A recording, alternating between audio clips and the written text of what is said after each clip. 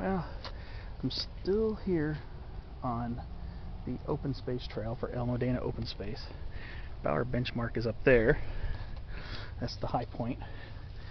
Right now, I'm at another very common coastal sage scrub species, sometimes found in chaparral and oak woodland. Lemonade sumac, Rhus integrifolia, also known as lemonade berry, which is very common below 3,000 feet. The lemonade berry name, or lemonade sumac, comes from the fact that you can use the drupes, which are fruits, with stone seed, steep it in water, and it's supposed to quench thirst and have a lemonade-like flavor. This is it again. They can get much larger than this. They're very woody shrubs, but they can occasionally attain tree size. I've seen them as tall as about 15-20 feet before. Very common. And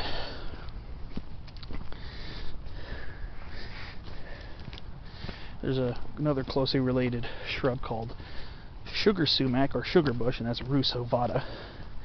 And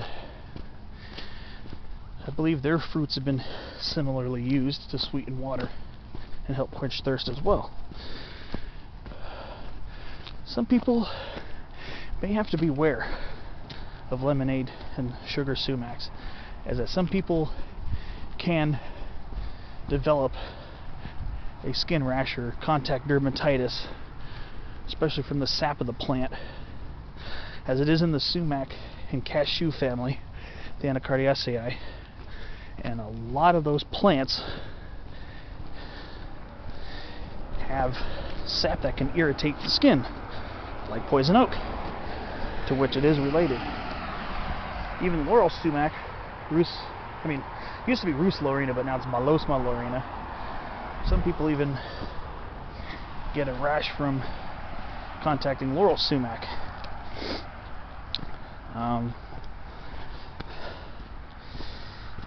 And Malosma laurina, it used to be Rhus laurina. The laurel sumac is also in the cashew family, just like the poison oak, Toxicodendron diversilobum. I don't know if there's any of that here, poison oak. I haven't seen any, but it could lurk in some spots.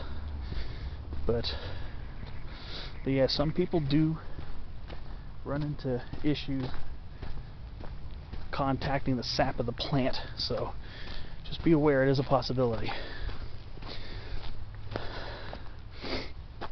Now we're coming towards the crag. I believe this is going to be Bauer benchmark summit. Should be getting there within a few minutes. I mean, some of these spots are pretty steep, but it's it's not that bad. It's pretty nice. Here's another Dudleya. There's a Dudleya lanceolata. Another one here. Starting to see Dudleyas popping up again. It's been a while since I've seen them, but they're starting to pop up again along the side of the trail. So up we go.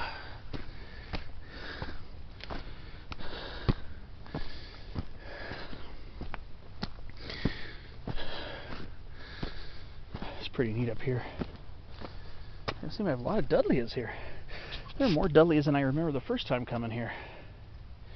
A lot of Dudleyas up here. I'm actually kind of surprised. Well, I shouldn't be, but last time I don't remember seeing them. Or at least as many of them.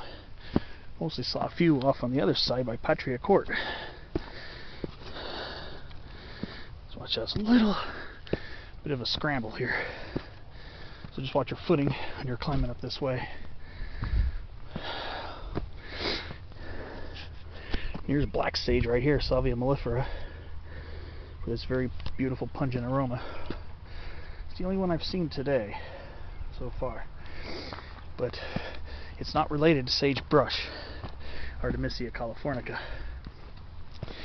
Sagebrush is in the sunflower family, Asteraceae, and the actual sage is in the mint family, Lamiaceae.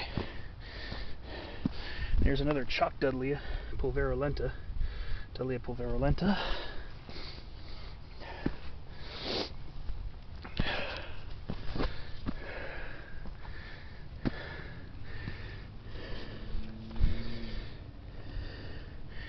And here is blue dix, Dichelostemma capitatum.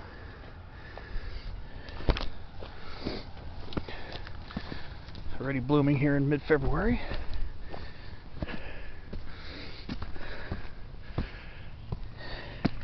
And California wishbone bush, or California 4 o'clock, Mirabilis laevis. So basically, February's our spring. They even got phasalias. Not very fluent on my phasalias, but here's some more phasalias. And some cryptanthas. I believe that's Cryptantha intermedia, I believe. Not very fluent on my Boraginaceae, my borages, which are the phasalias, the cryptanthas, the Amsynchias, which are the fiddlenecks. But here's a very fine example of Coast Cholla, Cylindropuntia prolifera.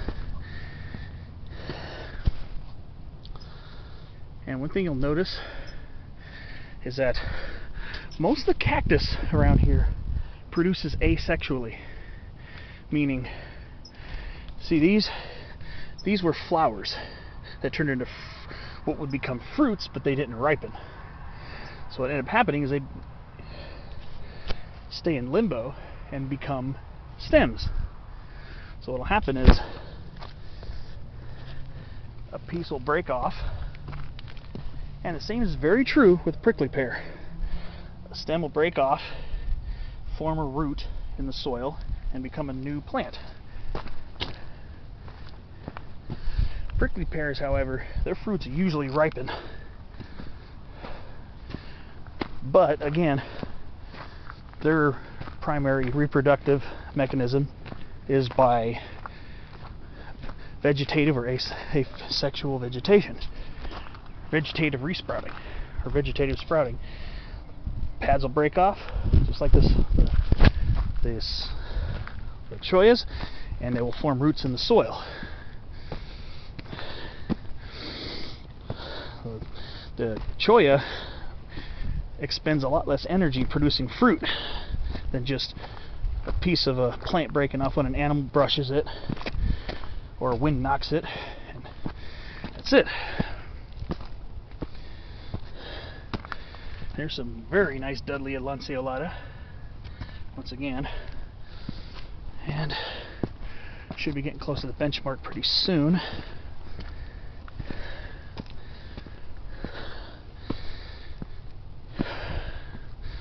There's another chalk Dudleya, Dudleya pulverulenta, more wishbone bush, or 4 o'clock, whichever you like to call it. It's in the 4 o'clock family, Nyctaginaceae. And some very lush Myra macrocarpus, the wild cucumber. It's not edible, just be aware. It's not edible, but it is in the same family.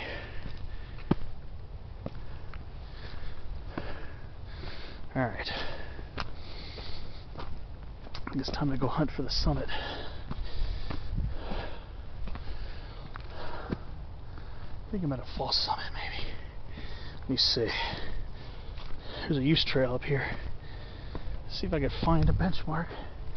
This is the high point.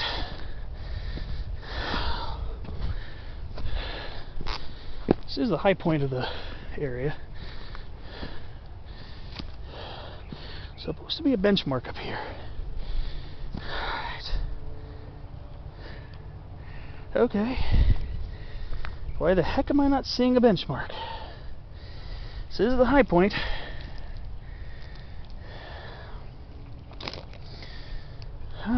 Okay.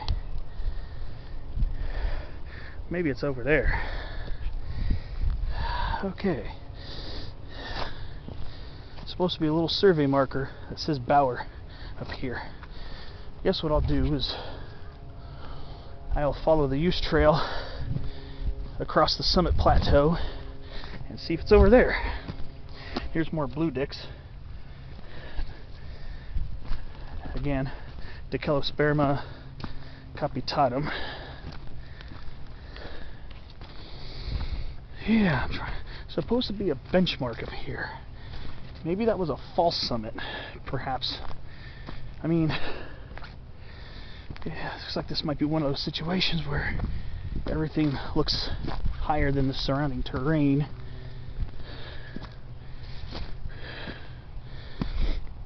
Now I gotta play the game. Where's the benchmark? Well, let's see. Alrighty. Then I've hunted for plants, and now I gotta hunt for benchmarks. Feeling it's going to be over here. This terrain looks a little bit higher. It's got to be over here. Alright. I think I found it. Aha! Yeah, buddy. Found it. Bauer benchmark. This is it. This is Bauer benchmark, the highest point in the area, and it looks like we're right at the edge of a closure.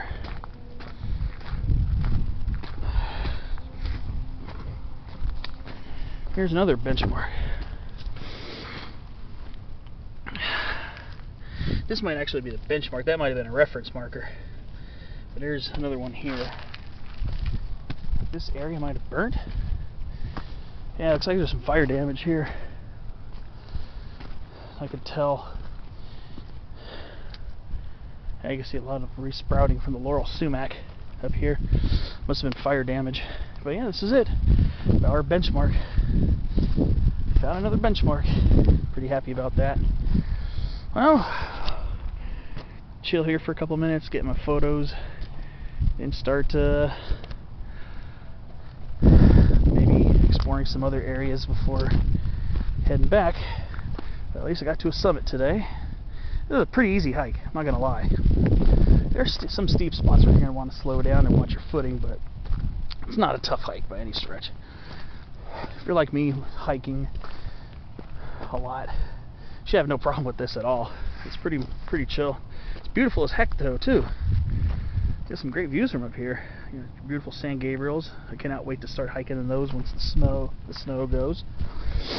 And the Angeles Crest is open again. Got the beautiful Santa Anas. San Bernardinos are way off in the cut. And then we got San Joaquin Hills in southwestern Orange County. I can see Catalina barely under the cloud cover. And I can even see the Hollywood sign from here, but it's kind of hazy off in the cut. So, it's pretty good views from up here. Like I said, it's a short hike, but it's really mellow and relaxing. Come here at the right time of year, it's lush and green. Most of the year it's pretty dry up here, but you should definitely come up here and check it out.